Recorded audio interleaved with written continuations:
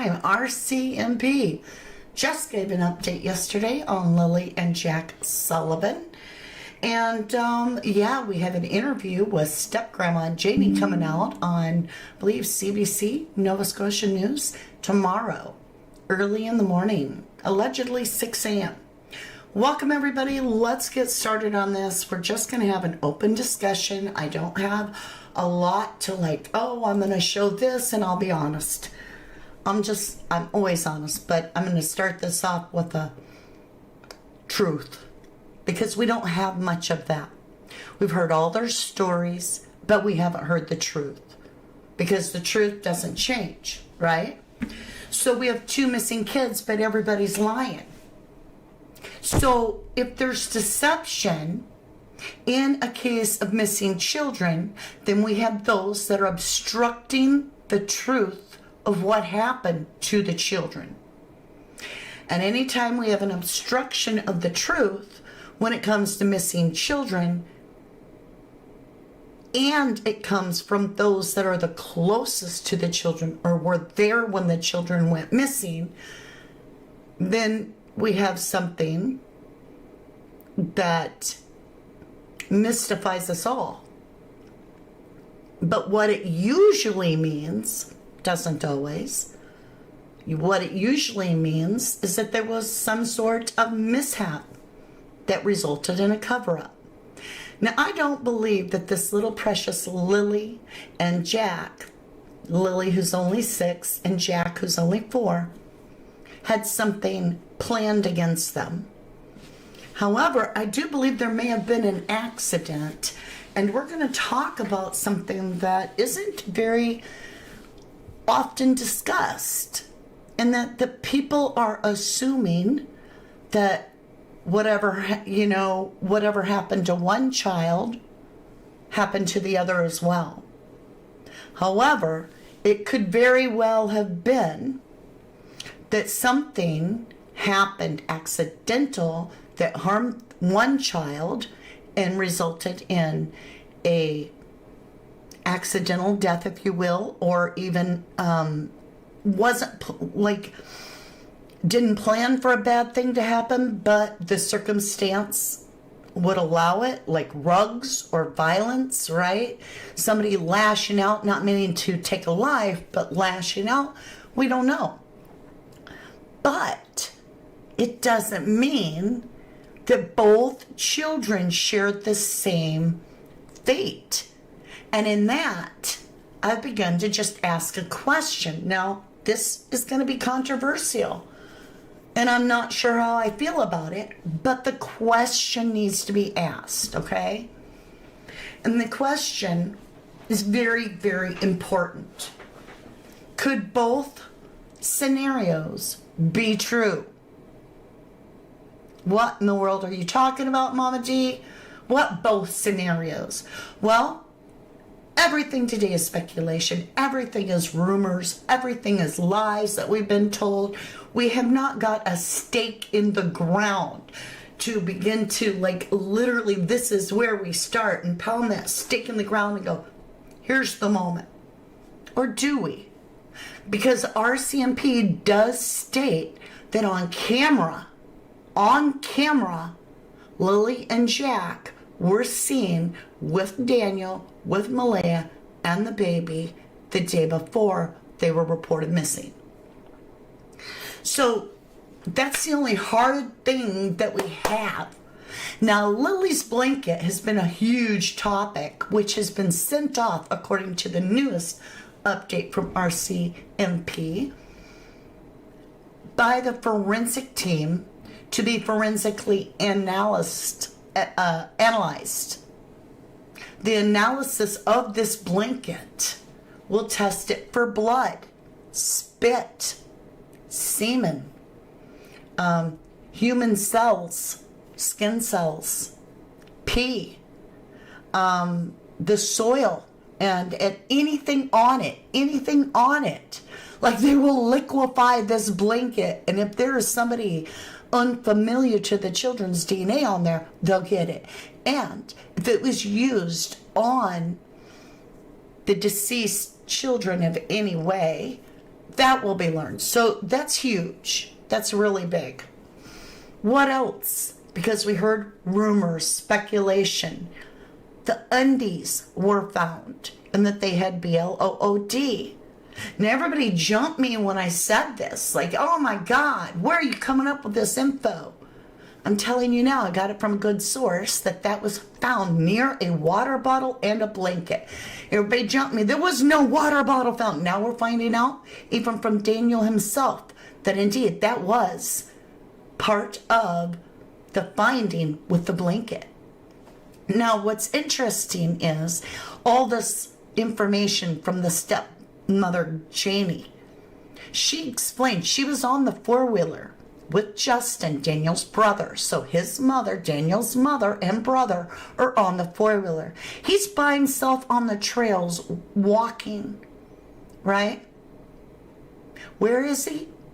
Well, Janie explains that when they hit the gas pipeline, they found Daniel. And they picked him up and he rode on the front of the four-wheeler. Yet Daniel says he was never on a four-wheeler during the search. So right there we know somebody's lying.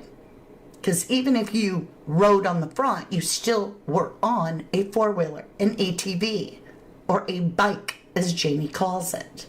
Janie also alleges that the four-wheeler had not been on the property for the last 5 years because of a neighbor they're worried would steal it.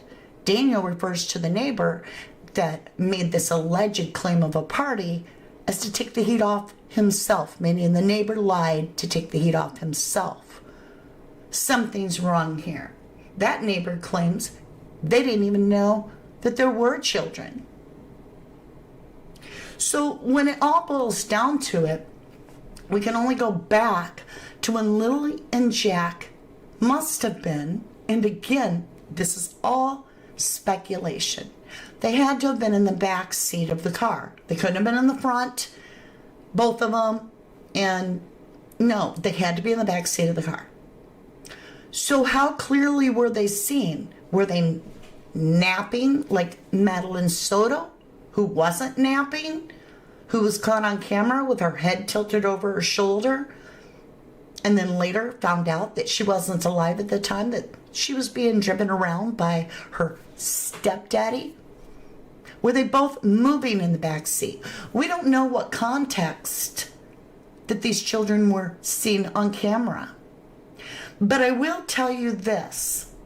No matter what, we do not have an account of anybody feeding these children that night or in the morning. There are no care noted by anybody, not the mom Malaya, not Daniel the stepdad, not Janie the grandma. No one has given an account as to who handled these children through their bath time, their bedtime. Well, bedtime, we have Malaya saying she put them to bed, right? That's the last time she laid eyes on her children, is when she put them to bed. Kind of like a Katie Proudfoot scenario. Last time she alleges to see Sebastian lay eyes on him was when he was going to bed. He would be 16 now. He went missing on February 25th.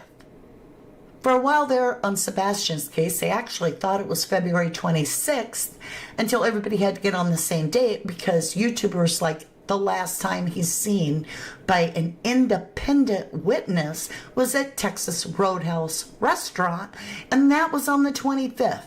And then the only thing we have is the mother, and she's sketchy as hell. The woman doesn't have any security cams in her whole house with an autistic child. However, that's what she does for a living, is sell security cams. So forgive me, it all boils down to that independent witness. And the CTV camera is going to be the only independent witness that we have with Lilly and Jack Sullivan. You cannot trust anybody on the property when there's a child missing. Number one, if they were going to clear Daniel, I think they would have done it by now. They've already cleared Cody, allegedly, basically telling Belinda, the bio grandmother of the children, that her son, who is the bio father of Lily and Jack, is of no interest to them any longer. But Daniel can't say that. No. Janie says they haven't heard from the RCMP or the investigators in 3 weeks or so. Many weeks. Daniel, on the other hand, is saying he's meeting with the RCMP more than usual, sometimes 3-4 times a week, and looking at new angles and leads, like he's an investigator. Did my eyes get stuck when they rolled that far back? So, exactly. Let's get chat up. Debbie says it's so obvious these precious children were neglected, in my opinion. I agree with you. Hello, Maura Davidson. It could have been her school water bottle, because as you see here, well, let's jump over. As you see here, right here with Jack, let's just make him lots bigger. You can see in his backpack, he carries a water bottle. I imagine Lily's would be pink or purple. Okay, let's get Jack back on the screen. Isn't Jack precious? He's cute. And Lily's adorable. Does she, just something off the beaten path, nothing nefarious, don't worry about it, but I'm just curious. Does she have something up her jacket, like she's hiding a book or something? I don't know. Just been thinking about that. But the thing, Erin Lindsay O'Meara, hello lovely. Belinda confirmed that only one blood relative is getting updates on the case from the RCMP, so it's not Daniel. Take it with a grain of salt. I don't have a receipt, but I believe that. I do believe that. Hey, Therese. Thank you, lovely, for coming back every day and being such a loyal supporter. Remember, Daniel, etc. on that property are not bio to Jack and Lily. I think they are dealing with the mother. She's not talking. We don't know. We can all say Malaya's not talking, but Malaya might be working with the RCMP in the background for all we know. She might be the one actually working with them, and she might be the bio relative that is in communication. I pray somebody's working with them. Hi, Annie D. Good to see you. Seeking justice. ATV wires were broke, but then suddenly fixed. Thank you. You got me back on track. So the four-wheeler had not been on property for 5 years because the wires were all chewed up by mice, which does happen, but now it worked.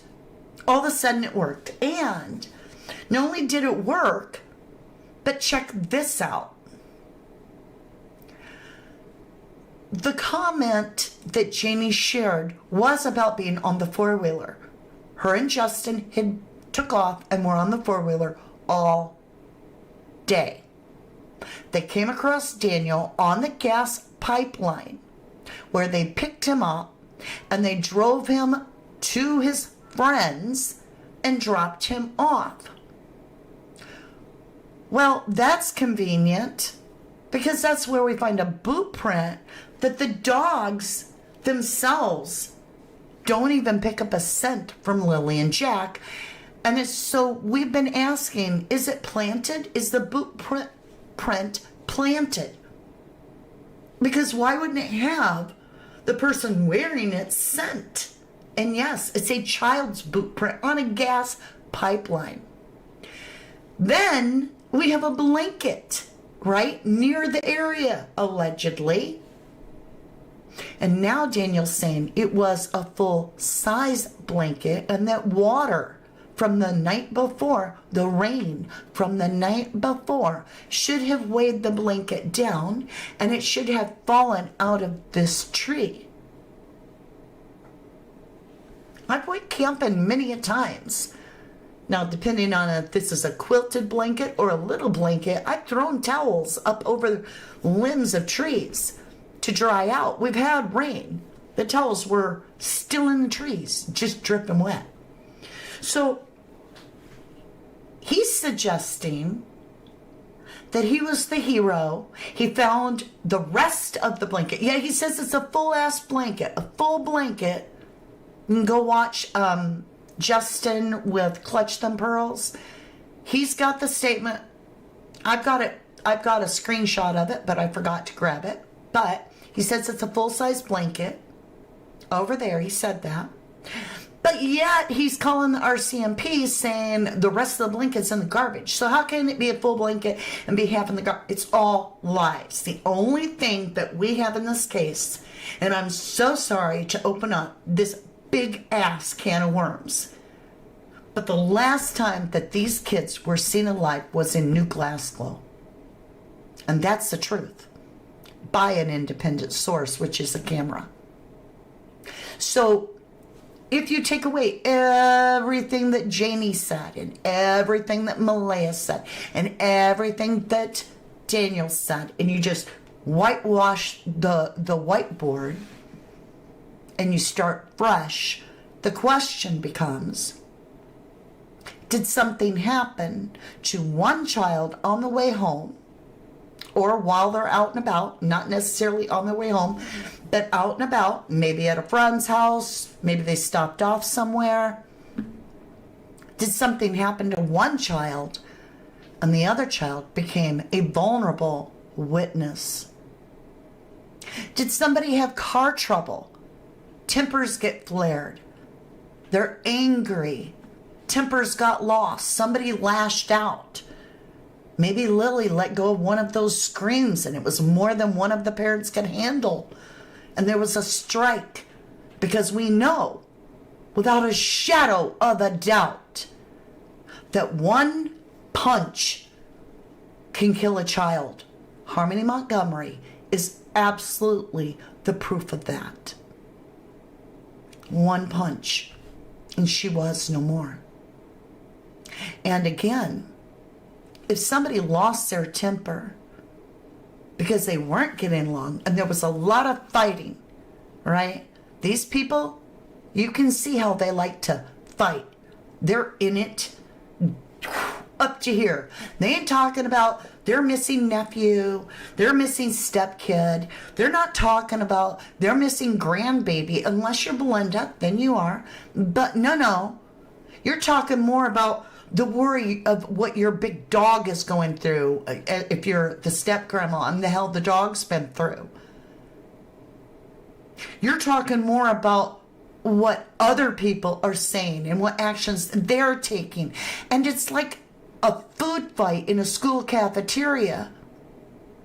It's just absolutely mayhem. And we're all going, rubbernecking this. I refuse to rubberneck. Everything needs to be discredited. If one lie is told by a parent or somebody close to the child, lies. If one lie is told, nothing else they say is worth shit. It literally is worthless. It is obviously that if you're going to lie and the child is missing, then you are obstructing the truth to find the child, period. And there should be some sort of accountability for that. If you're going to make up a lie that you never ride a four-wheeler through the whole search, but yet your family member, including your own mother, is going to testify, because it's locked in, that yes, you did. Yes, you did. You were on a four-wheeler.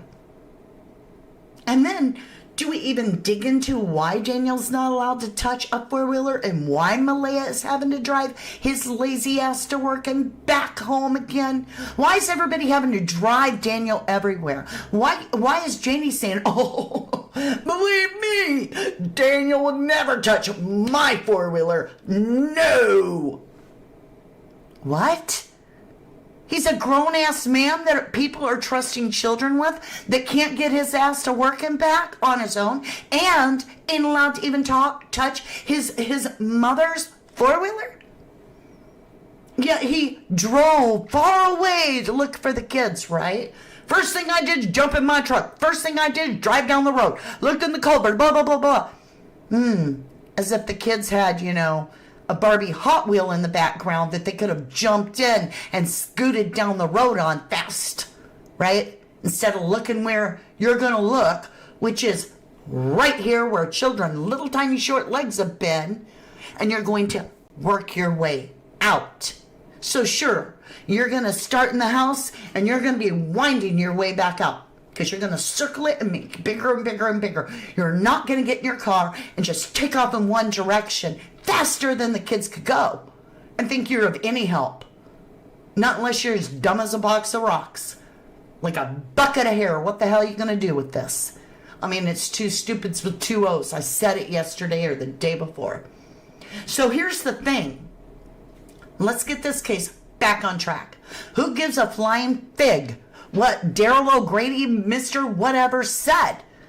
He can't even get shit right that he it's all third party. It's all third party with him. He means nothing. If anything, I will throw this out there. Why is Darren O'Grady so invested? Why would he be so invested at all? Come to find out, there are some rumors about why he could be invested. And it's not just because he's relative to Malaya, but rather that his son allegedly, rumor has it, works with Daniel and was the very one that was meeting Daniel and saw the children last. That's the rumor. And I got it from a pretty good source. So could Daryl O'Grady have taken a personal interest in this if his son may be involved? I'm just asking questions. I'm not accusing. I'm asking. So he might love Jamie, but the truth is there's something more than that. There's something more than love because he's putting his ass on the line and he's going to do it publicly tonight. Or tomorrow, in an interview. So, since when does a third-party person that has nothing but third-party information get an interview in a missing child's case? I've never heard of that. Especially when they've already got the interviews right out of the horse's mouth, right, Janie? Oh, and by the way, I might need to educate y'all. Let's just take Lilly and Jack because I don't want them on the screen while I say this because this is not about Lilly and Jack. And I do see that I do have them there. Let's just talk about something, okay? When it comes to missing kids, you can make all the little private groups you want. You can do whatever the hell you want. You can try to get this person to talk in private. It's not right. It's not morally right. It's improper. And you won't get away with it. Because it should be absolute transparency when it comes to missing children. Everybody wants to know what the hell is going on. If somebody will give you an interview, but they don't know what questions they need to just do that interview with only you.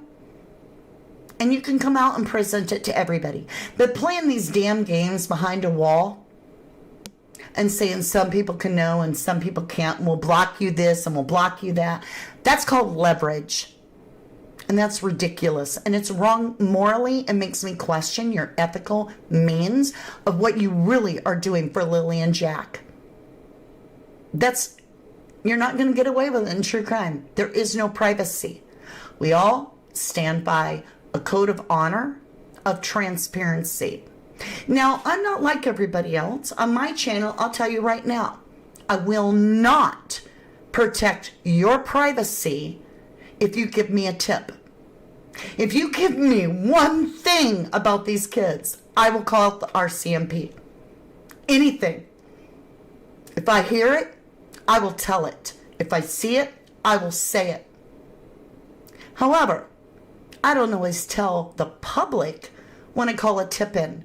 And a lot of times I get very good tips and I call and nobody ever knows about it. But what I will say is that little shenanigans ain't gonna fly on true crime. Another thing, and I don't like doing this, but do not get in bed with the devil. There are certain creators, and I'm going to call them balls behind the walls, because that's what I think of them, that literally during the Quentin Simon, whose mother disposed, after taking his life, disposed of the child in a dumpster, and that child's pieces are still not all found out of the landfill. Leilani Simon, who sat with her mother, BJ, on their front lawn while the media chanted, "Where's the baby?" And balls to the wall was completely in support of this baby killer. Absolutely. Sending her things, standing by her, getting her banners made, supporting her, not believing she could do anything. Let me tell you something. Everybody knew Leilani had done something to Quentin. Everybody knew it. So be careful if you're getting in bed with the devil, because they like to skirt around in the shadows behind things, right? They like to be in little voice chats in private too. And it doesn't do the case any good.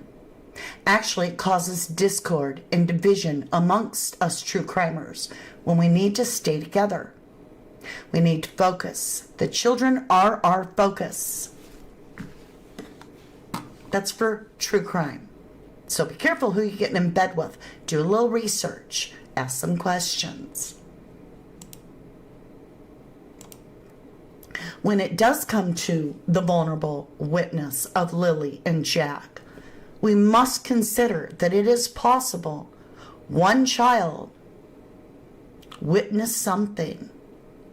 And as we know from both Malaya and Daniel, these children talk to anybody and everyone. To everyone, they talk. That was a big focus. We never heard that they got bathed. We never heard that they were fed the night before or that morning. We never even heard that Jack got his dirty pull-up changed from the time that they were in town all the way to his disappearance, 15, 18 hours later. Never heard his pull-up got changed. What we did hear is that these children talked to everyone and anyone, and that they would go with anyone. So, could both be true? Could one child have met their demise, and maybe Lily saw something happen to Jack, or maybe Jack witnessed something that happened to Lily, and then the other child be hidden until their memory is basically erased, forgotten. No, that never happened, honey. No, that never happened. They're little. And especially if Jack is the one that still knows he's so little, just give him a little bit of time and change his name. That's why you need a birth certificate. That's why you need stuff. Change his name.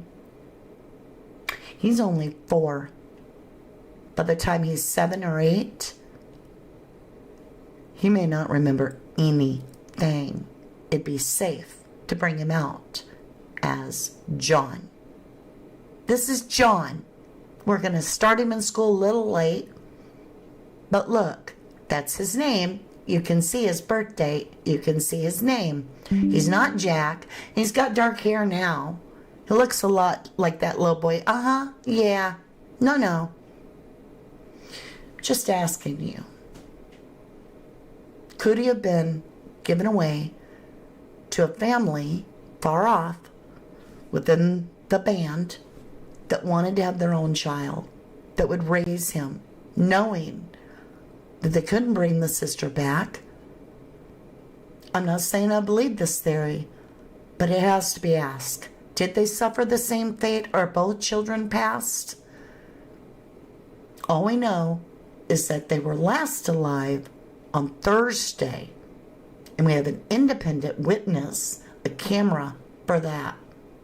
After that, we have nothing more than a pink blanket, a boot print, a water bottle, and a pack of liars that are telling us, no matter what they say now, every one of them have lied. Every single one of them, from Darren to Malaya to Daniel to Jamie, they've lied. And again, that's nothing more than the obstruction of the truth as to what really happened to the children. And anytime you have somebody obstructing the truth, there's suspicion, and there is a reason. At this point, I'll be honest again with you. I always am. I would even settle for one child alive, and I know that sounds terrifying and horrific, but the alternative is looking grim for both. So, with that, let's see how you're all feeling. Let's get into chat. Where's my mouse?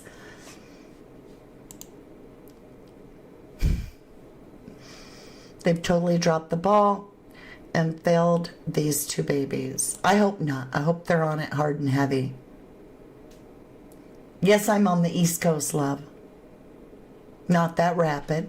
Don't trust the pilots anymore, never mind the plane itself.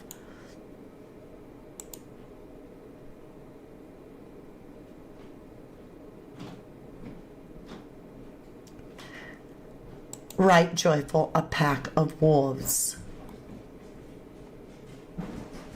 So I did some research on passports. Good point. Ocean Deep says, Viv, it won't be this instant. You will have plenty of time to get your passport. Talking about passports. So I talked to my in-laws who went to Canada many, many times and actually taken my children, and my children don't have a passport. Did you hear me? My children do not have a passport, but have went to Canada. Yep, they didn't fly, they drove. And all they needed was a parental release and my children's birth certificates. That was it. As long as the grandparents had everything, the child needed nothing.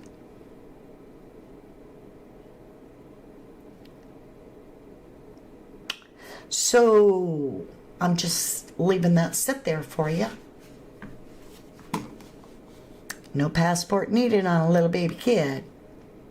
Just their birth certificate and a signed signature note. Yes, Missy, it's extremely rare for two kids to both go missing together and it not be a parental struggle. So hold on a minute.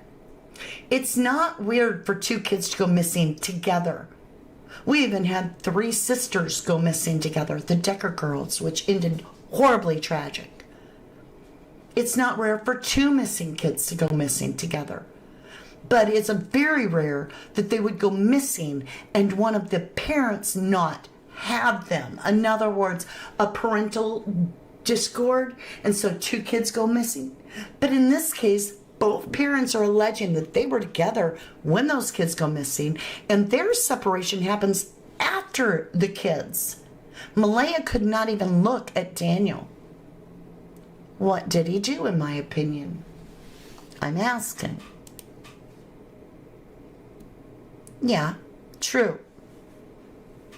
True. They could be in the USA. Absolutely, Viv. Absolutely. You know, Nova Scotia's not at the top of Canada. It's, you know, New York's right in there, and it's not that far. Yeah, Jennifer Swain says, I didn't need a passport to enter Canada. If you have a driver's license and your birth certificate, you're usually good to go. Lisa S. says, so sick that the adults part from Belinda put themselves before the precious children. Right, Belinda didn't, but the others did. When I said, what, Missy? Well, and it was before 9/11. Well, I can't say it was before 9/11. Trying to think. I can't remember.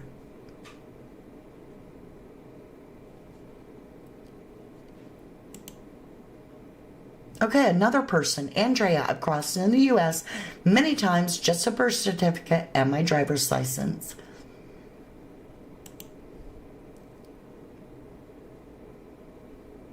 It's a little late.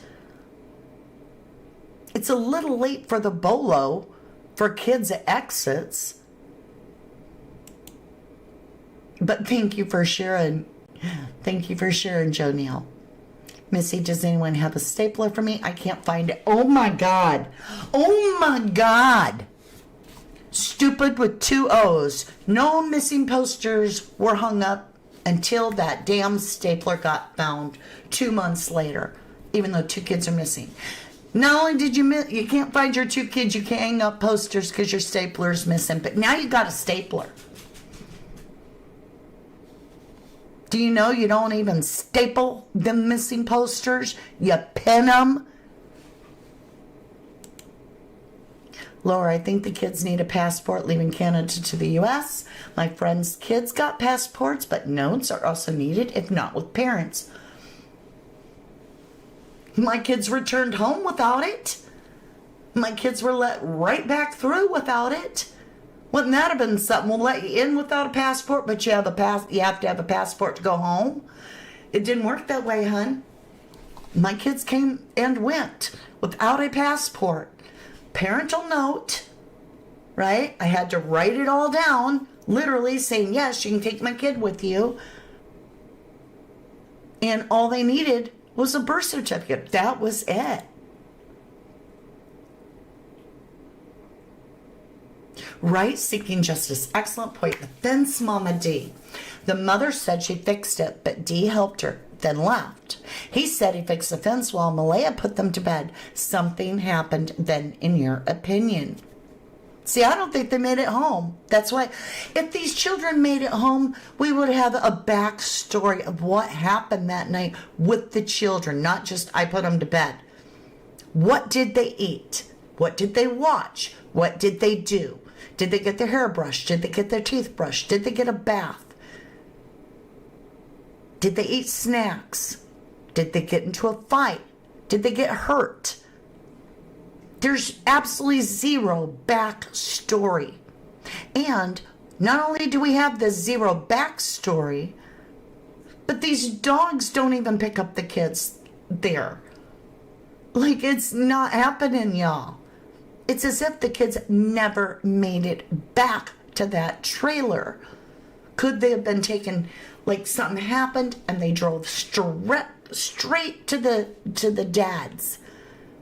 Daniel's dad, the step-grandpas. Not only that, but you got Malaya giving an interview on the 3rd, and she's completely resolved already that whatever happened is a finality.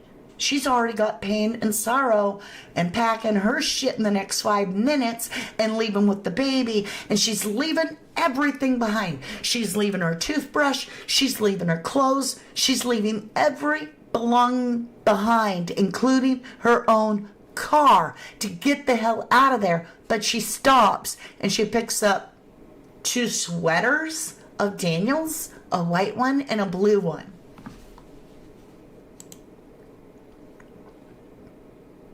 If they're saying the kids are not here anymore, then I don't believe they have passed. I'm thinking maybe out of the country somewhere. Good point. RCMP can not go on the res. Okay, some of you say that, and some of you say that's not true. So I'm not sure, because I don't have that info. Julie says, my daughter has to get a letter for her oldest son from his dad. Also, she needs his birth certificate in the UK. Exactly. Victoria's Secret. If one child survived, private adoption may have been the only answer to preserve what they would do as parents to preserve the ability to have Meadow, the baby, in their life. So how far would they go to protect the baby? If something happened to one child or the other, both children are not nonverbal. In fact, all they do is talk, and they'll talk your ear off. That makes a very vulnerable witness.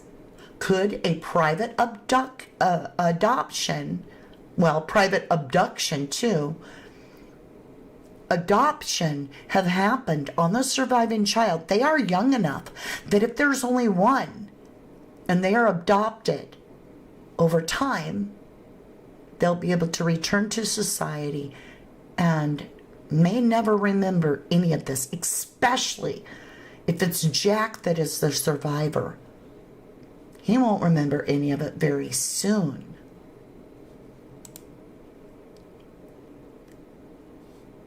Okay, Missy, I have no receipts for this, y'all. This is just rumor has it that Malaya's dad being charged with prescription rugging, maybe kids' payment. Suzanne for Christ says, I think Malaya was already grieving at that interview, so they are gone, deceased. I gotta agree with you. Either that mother knows both those kids are completely alive and well and tucked away, and there's really no reason to do that, seeing as she has sole custody already, or those children, one of them has met their demise, and the other one, she don't get to be around anymore. That there's only two choices. I do too, Blue Rose rambling. I think Malaya was scared to death in that interview. Joe Neal says, I think the kids are now in the tribe and become a native skinwalker shaman. Yeah, I think you might be related to Daniel. Or maybe you're O'Grady because you're new to the channel, but you're very active and you're all about this, thing. So forgive me if you're not, but I pick up energy reads, so I think you are. But yeah, you all have great opinions today. Who has the baby now? Right, Prime Candy? Does CPS have the baby? Does a relative have the baby? Does Malaya have the baby back? Who has the baby? Oh, and did anybody else catch that part where Janie actually referred to Meadow as it? I know Running with Scissors did and I did, but she was talking about the baby and she said it. And I was like, it? It? What the hell, lady? Well, you can email me the link and I'll share it. Or copy and paste an email and I'll share it from here. Teresa says, is there a reason CFS was apparently investigating them? Right? Okay. Sorry. I apologize from the bottom of my heart. Thank you, Joe Neal. If Missy knows you, I trust you. I just watch new names because I'm like, wait a minute. I love you, Joe. Thanks for putting up with me. She was so very nasty, but think about how all that was being read, right? You could tell when she relaxed, she talks like me and you. But when she was reading everything, she was like, she was just very nasty. Joe is good. He is silly, but all good. She also referred to Jack and Lily as those kids. That's when she was reading the script. And you're right, Lone Funby. Those kids. She distanced herself from Meadow. She distanced herself from Jack and Lily. Thank you, Joe Neal. Blue Rose Ramley. Yes, I took offense because she also referred to J and L as those kids. Yeah, and she called Meadow it. I was like, that's disgusting. It's not an it, it's a baby. It's a baby. It's your grandbaby, not an it. Ugh. I am very sick of the racism everywhere on the world. We're in 2025, folks. We all know that it's our light within us that shines, and it has nothing to do with where we're from or what color our hair is or our eyes or our skin. It has all to do with who you are as a person. Believe me, you can be all kinds of bad things on this planet and have beautiful blonde hair, blue eyes, white skin, and be a piece of shit. A true piece of garbage.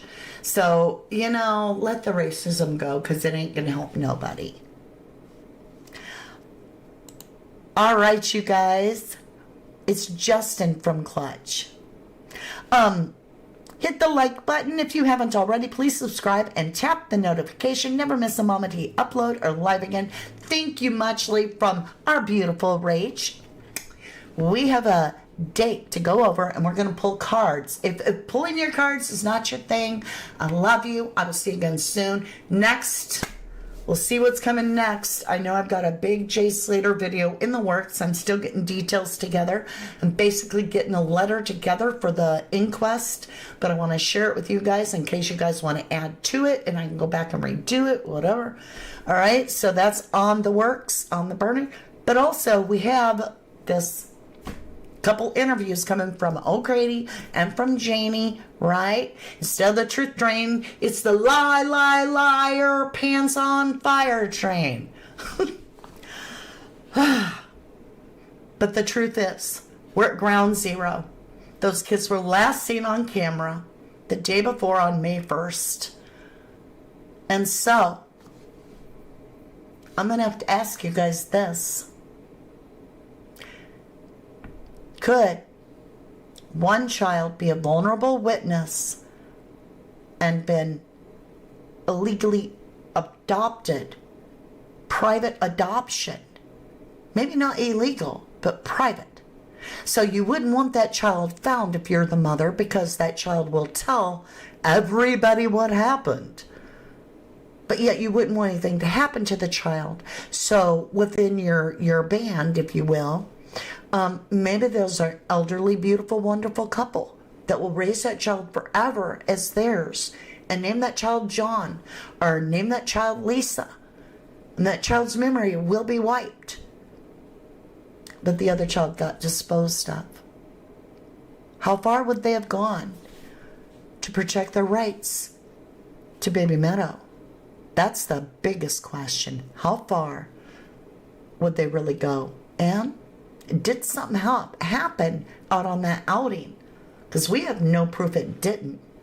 Just because they lie, they've ruined any reliability that they saw them kids at that house at all.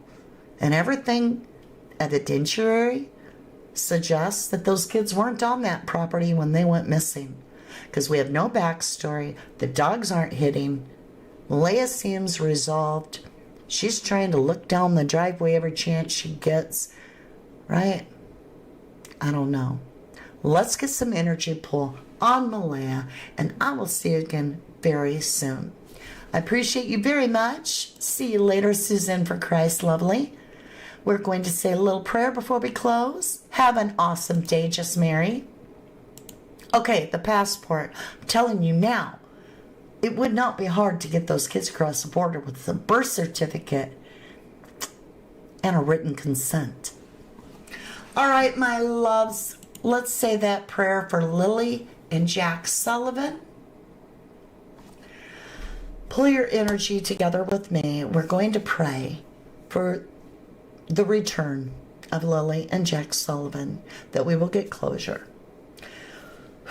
Heavenly Father, we ask this with the bottom of our heart, everything in our heart with good intent, on the best outcome for Lilly and Jack Sullivan. We ask for the resolve, so that if there is harm that has bestowed upon these children, that they are found recovered, and that they may be laid to rest in a peaceful way.